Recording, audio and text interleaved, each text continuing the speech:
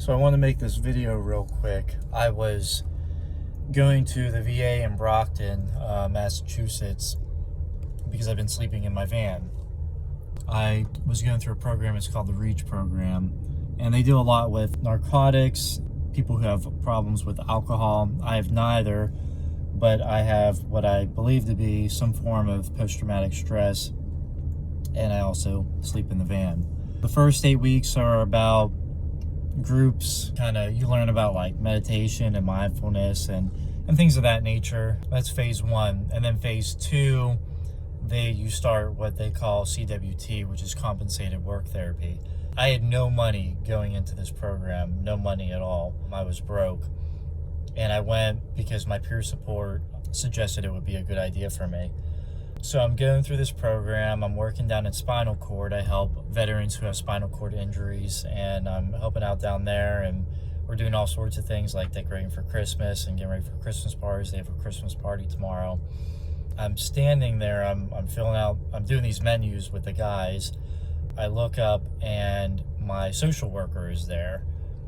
So I'm thinking, that's kind of weird. So I go over to my social worker and I'm like, hey, what's going on? Am I in trouble? And the look on his face was like, all right, what's going on?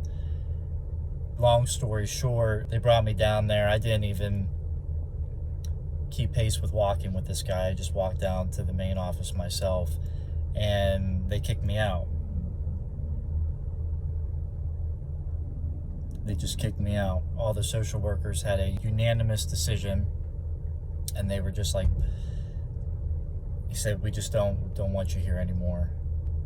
I have a few buddies who were kind enough to throw me a little bit of money, but what an embarrassing situation to be in. And now I'm back to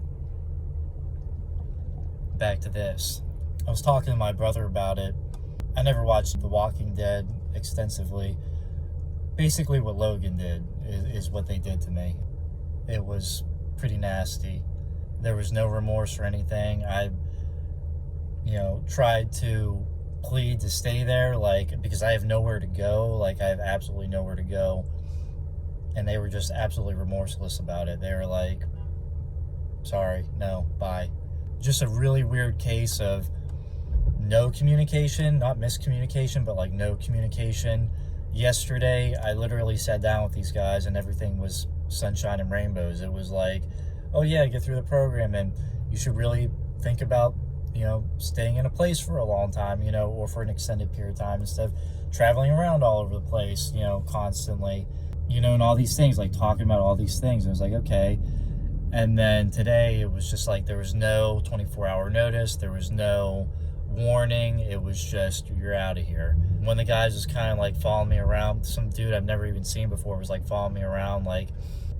At first, I'm really good at picking up on, if you're being genuinely kind or if you're just fake niceness.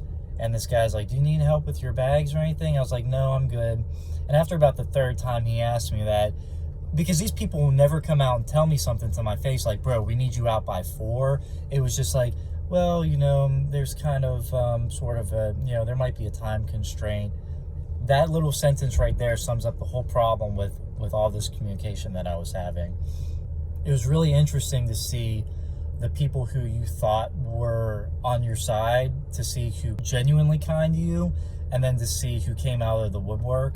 Some of the nurses were going through all my drawers in my room, did you get everything? What is this? What is this yours? I went from being a veteran that needed help to being a criminal in about 2 minutes, basically, from the moment that I walked into that guy's office. There was no notice. There was no, hey man, you're doing this and you shouldn't be doing that, or you're not doing this and you should be doing that. There was no warning. There was no way of me to correct myself. It was just a, get out of here. Get your bags and get out of here. Even though I told them, I was like, I have nowhere to go. I have nowhere to go. I'm in Massachusetts right now. It's freezing, and I have to sleep in my van tonight. I've never been so embarrassed about the VA or veteran services. No veteran should have to go through anything like this at all. And I will say this too, the veterans in that program are my brothers in arms. I love those guys. I fucking love those guys. There was one dude in particular, I mean, they're all in particular, but there was one dude, like when I first got there, he was kind of like, he was a little bit of a dick, but then whenever we got to know each other, it was like, oh yeah, we're totally cool. And I was able to say goodbye to as much people as I could, especially people that I really wanted to say goodbye to.